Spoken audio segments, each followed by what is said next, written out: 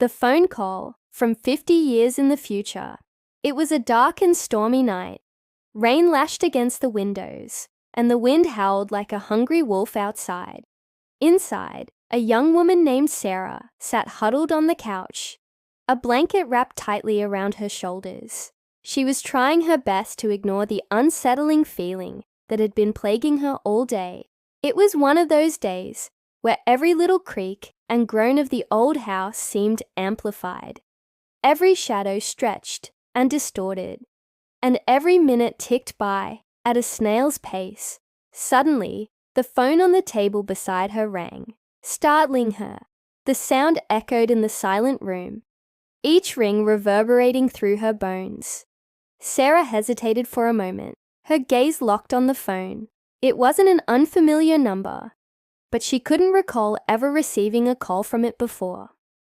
With a deep breath, she reached out and picked up the receiver. "Hello," she answered, her voice barely a whisper. "Sarah," a familiar voice said on the other end. "It's me." "Who is this?"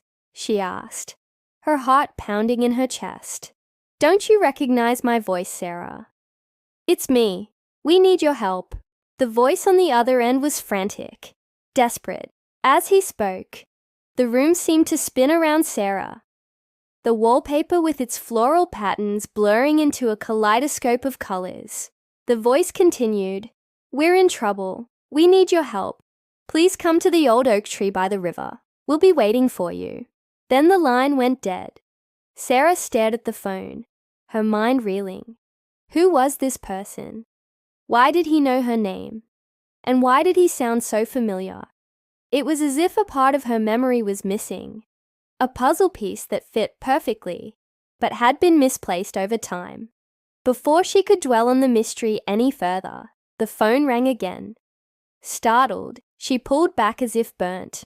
This time when she answered, there was only silence on the other end. Then she heard a soft sob. Sarah's heart went out to whoever was on the other end. "Is someone there? Can you hear me?" she asked, her voice trembling slightly.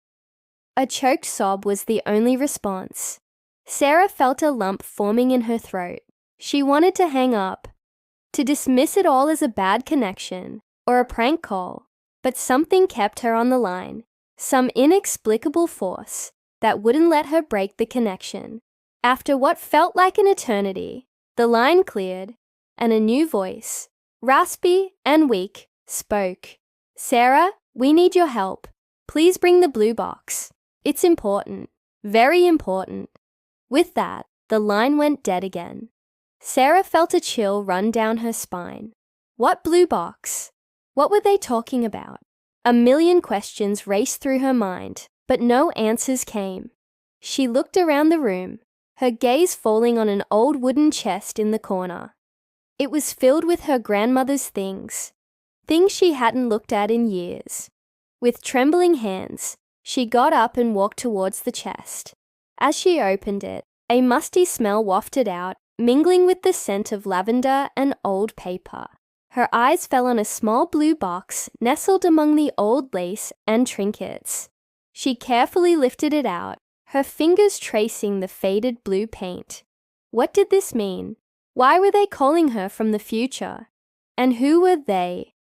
As she held the box, a sense of urgency washed over her. She had to get to the river, to the old oak tree. But as she turned to go, the phone rang again. She froze, the receiver slipping from her numb fingers. Should she answer? What if it was important? What if it held the answers she so desperately sought?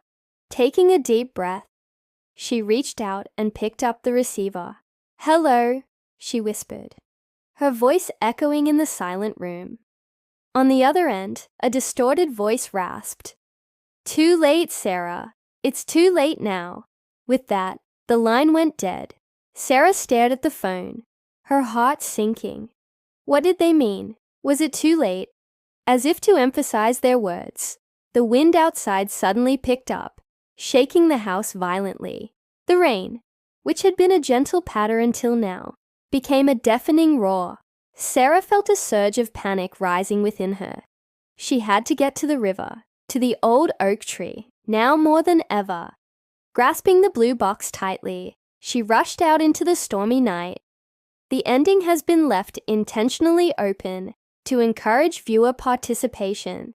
What do you think happened next? Let us know in the comments below.